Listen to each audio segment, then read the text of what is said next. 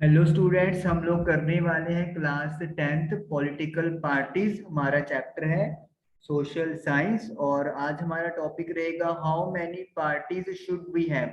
हमें कितनी political parties होनी चाहिए हमारे कंट्री में, कितनी पॉलिटिकल पार्टीज ठीक रहेगी एक डेमोक्रेसी के लिए। तो उसके ऊपर हमारी जो है आज की डिस्कशन रहेगी। चलिए स्टार्ट करते हैं। Okay. In a democracy, any group of citizens is free to form a political party.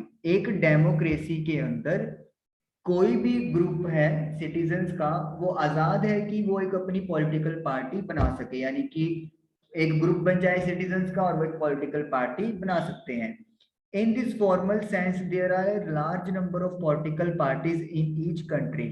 और इस वजह से हर कंट्री में बहुत सारी पॉलिटिकल पार्टीज होती हैं। More than 750 parties are registered with the Election Commission of India.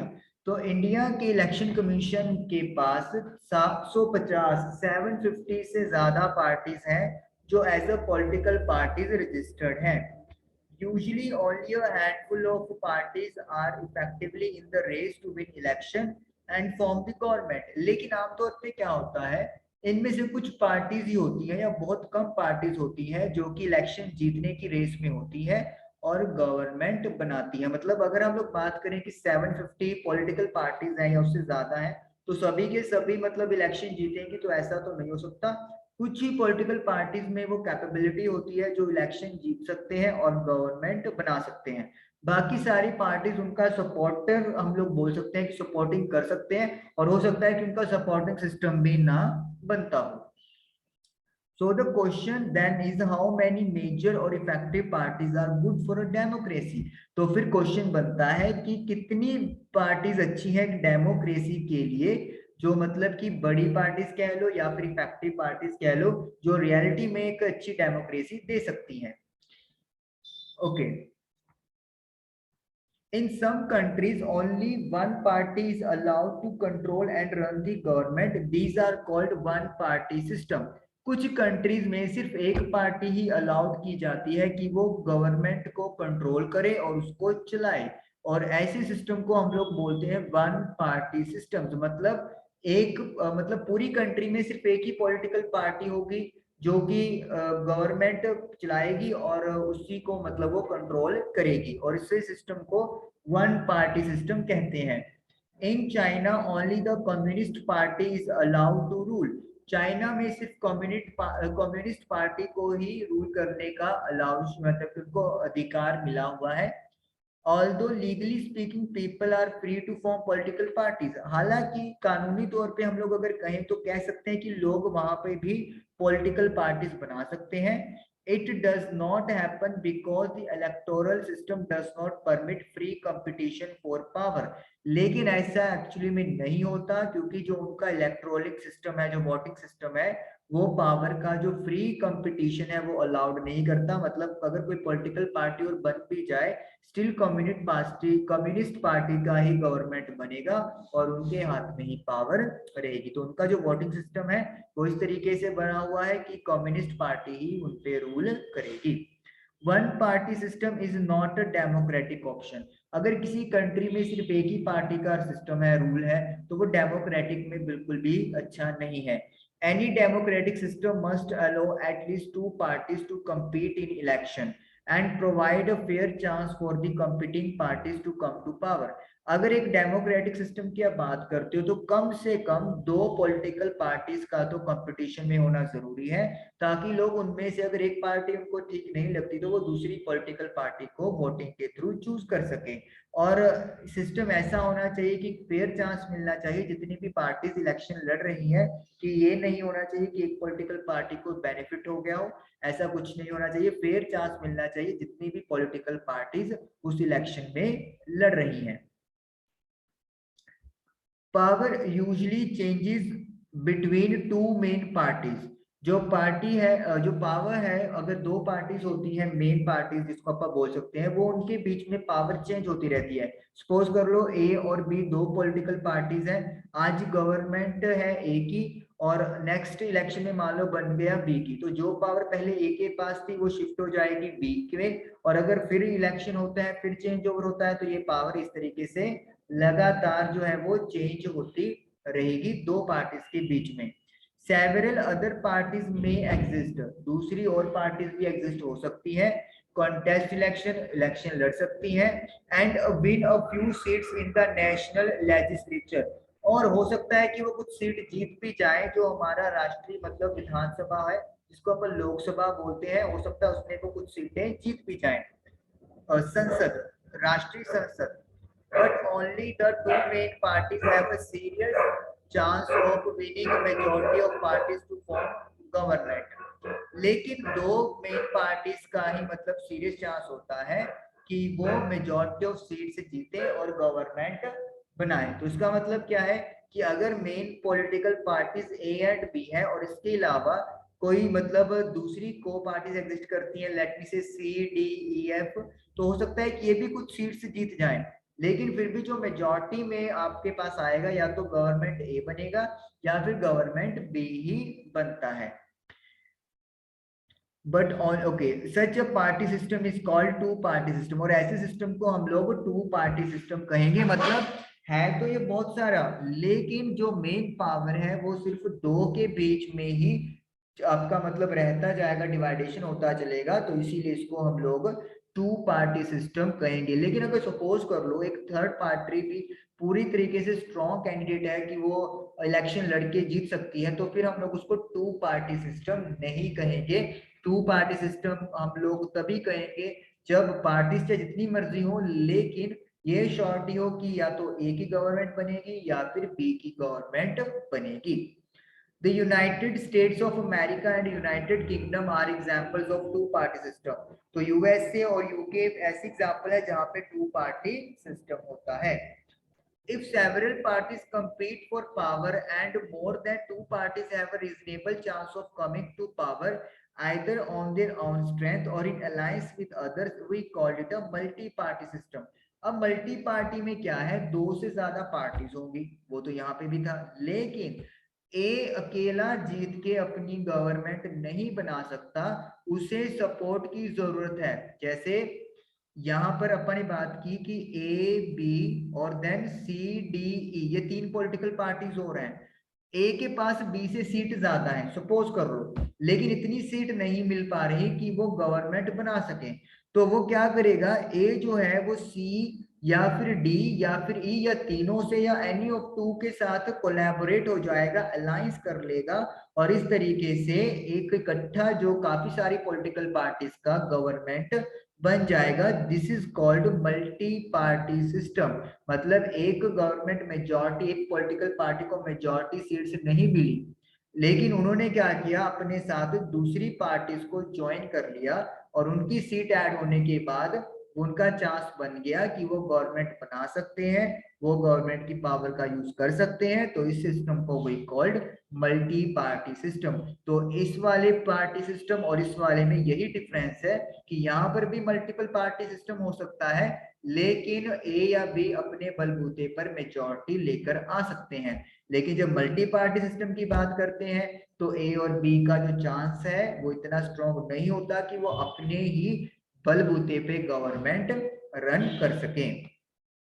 Okay, next, in India we have a multi party system. हमारे इंडिया में मल्टी पार्टी सिस्टम है। In this system the government is form by various parties coming together in a coalition. तो हमारे India में जो government बनती है most probably वो काफी सारी पार्टीज आती हैं और फिर उनके बीच गठबंधन जिसको बोलते हैं वो होता है, और फिर वो गवर्नमेंट बना के चलते हैं। When several parties in a multi-party system join hands for the purpose of contesting election and winning power, it is called an alliance or a front. तो जब बहुत सारी पॉलिटिकल पार्टीज आप में मिल जाती हैं ताकि वो अपने इलेक्शन लड़े किसी पर्टिकुलर स्टेट में या फिर ऑल ओवर इंडिया, और वो जीतते हैं, तो इस चीज को हम लोग बोलते हैं कि अलायंस या फिर एक फ्रंट बन गया। मतलब वो इलेक्शन लड़ना चाहते हैं इकट्ठे और जीतना चाहते हैं, तो इस सिस्टम को पॉलिटिकल की लैंग्वेज में अलायंस या फिर फ्रंट बोला जाता है। क्योंकि अब जैसे सपोज करो किसी पर्टिकुलर एरिया में 50 टोटल सीट्स हैं इलेक्शन के लिए।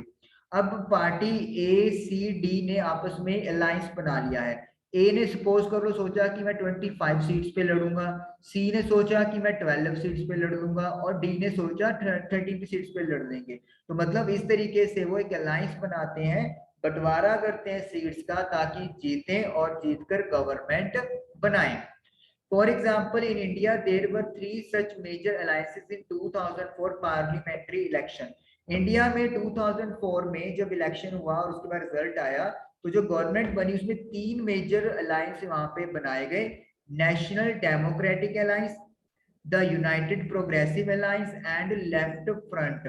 तो मतलब तीन मेजर अलायंस थे, NDA national democratic alliance, UPA United progressive alliance and left front. मतलब एनडीए ने अपनी बहुत सारी पार्टीज बना के एक अलायंस बनाया और इलेक्शन लड़ा अलग से, यूपीए ने काफी सारी पार्टीज इनमें मिली और इन्होंने इलेक्शन लड़ा, और एक लेफ्ट फ्रंट इन्होंने अपने बलबूते पे इलेक्शन लड़ा।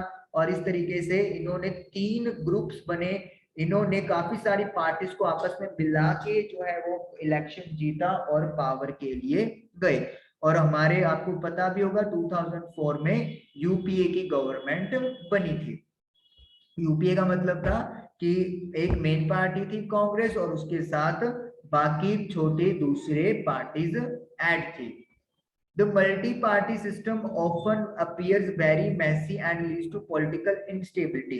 Multi-party system में क्या होता है, बहुत ज्यादा उलझन हो जाते हैं क्योंकि अलग अलग पॉलिटिकल पार्टीज के जो कैंडिडेट्स हैं, जो जीते हुए मतलब आप कह सकते हो कैंडिडेट्स हैं, वो मतलब उस सिस्टम को कॉम्प्लेक्स बना देते हैं और एक पॉलिटिकल इंस्टेबिलिटी आ जाती है। उसका मतलब क्या है, अगर मान लो गवर्नमेंट ने कोई डिसीजन लेना है लेकिन गवर्नमेंट का एक कोई पार्टी का ऐसा हिस्सा है जो उस डिसीजन से सहमत नहीं है, तो वो क्या करेंगे, वो गवर्नमेंट से अपना जो सपोर्ट है वो वापस ले सकते हैं। इससे उस गवर्नमेंट के काम करने की कैपेबिलिटी कम हो जाती है और इवन गवर्नमेंट गिर भी जाती है। तो इस तरीके से पॉलिटिकल इंस्टेबिलिटी रहता है।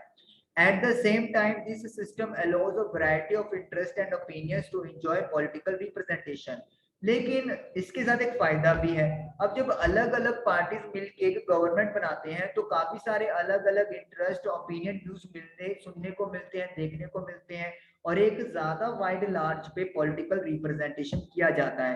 क्योंकि जब ऐसा अलायंस बनता है तो कोई एक पॉलिटिकल पार्टी अपने विचार या आइडियाज जो है वो कंट्री में लागू नहीं कर सकती, उनको अपने अलायंस अपने जो सहयोगी है उनकी भी जो राय है वो मतलब दिमाग में रखनी पड़ती है और फिर जाके वो पॉलिसीज जो है वो कंट्री के लिए बनती हैं। तो मतलब सिस्टम का इसका बेनिफिट भी है और इस सिस्टम का थोड़ा नुकसान भी है। So which of this is better, तो फिर तो कौन सा सिस्टम बेटर है, वन पार्टी सिस्टम भी देख लिया, टू भी देख लिया, मल्टी भी देख लिया, कोई तो बेहतर होगा, let us see. Party system is not something any country can choose. Party system ऐसा नहीं है कि कोई कंट्री जो है वो चूज कर सकता है। It evolves over a long time, काफी लंबे समय तक अपने आप को उभारता है, इवॉल्व करता है। Depending on the nature of society, किस पे डिपेंड करता है, सोसाइटी की नेचर क्या है। Social and regional divergence, society और रीजनल में क्या क्या डिविजन्स है, कैसे वो मतलब बिखरा हुआ है। रिलीजन का सिस्टम हो सकता है, अब कास्ट सिस्टम हो सकता है, तो उसके ऊपर भी ये पार्टी सिस्टम चलता है। हिस्ट्री ऑफ पॉलिटिक्स, हिस्ट्री क्या रही है, और इलेक्शन का सिस्टम क्या है। तो इन सारी चीजों पे, काफी सारी चीजों पे जो है पार्टी सिस्टम डिपेंड करता है। These cannot be changed very quickly, ये बहुत फटाफट नहीं बदलते। Each country develops a party system that is conditioned by special circumstances. तो हर बार अगर जब भी मतलब कोई पॉलिटिकल पार्टी बनती है तो कुछ स्पेशल सर्कमस्टांसेस होते हैं, कुछ हालात बनते हैं जिससे एक पार्टी सिस्टम डेवलप हो जाता है। For example, if India has evolved a multi-party system, it is because the social and geographical diversity in such a large country is not easily absorbed by two or even three parties. Example India का उठाते हैं, हमारे India में multi party system क्यों लागू है, क्योंकि यहाँ पे सोसाइटी बेसिस पे और ज्योग्राफिकल बेसिस पे इतना ज्यादा डाइवर्जन है, इतनी ज्यादा विविधता है। कितनी बड़ी कंट्री के जो जितने भी तमाम इश्यूज हैं, मुद्दे हैं या फिर कल्चर्स आप कह सकते हैं, उनको दो या इवन तीन पार्टीज भी मतलब आसानी से एब्जॉर्ब नहीं कर सकते। सिंपल सी बात है, वेस्ट बंगाल में चले जाओ तो वहां पे आपको कल्चर थोड़ा हटके मिलेगा। आप ये उत्तर प्रदेश यूपी चले जाओगे, कल्चर कुछ और मिल जाएगा। डाउन द साउथ कल्चर बिल्कुल डिफरेंट हो जाएगा। तो इसका मतलब क्या है कि इतने डाइवर्जेंस में होने की वजह से कोई 2-3 पॉलिटिकल पार्टीज सारे ऑल ओवर इंडिया को कवर कर सकें, ऐसा पॉसिबल नहीं है। No system is ideal for all countries and all situation. तो कोई भी सिस्टम हम लोग ये नहीं कह सकते कि सबसे अच्छा है, आइडियल है सभी कंट्रीज के लिए, सभी सिचुएशंस के लिए। वो कंट्री टू कंट्री डिपेंड करता होता है। तो जैसा चल रहा है वैसा मतलब कंटिन्यू रहता ही है, बहुत कम चांस है कि वो सिस्टम चेंज हो जाए। तो आज की क्लास हमारी यहीं पे खत्म हुई। आई होप आप लोगों को क्लियर कट समझ में आया होगा कि हमें कितनी पॉलिटिकल पार्टीज की रिक्वायरमेंट है। इंडिया में अगर हम लोग स्पेसिफिकली बात करेंगे, लार्ज वैरायटी ऑफ पॉपुलेशन है, लार्ज डाइवर्जेंस है, तो एक पॉलिटिकल पार्टी के सहारे पूरा इंडिया कवर होना इट्स क्वाइट डिफिकल्ट। तो इसीलिए इंडिया में मल्टी पार्टी सिस्टम चल रहा है। आई होप ये चीज आपको क्लियर हुई होगी। Thank you for watching the video.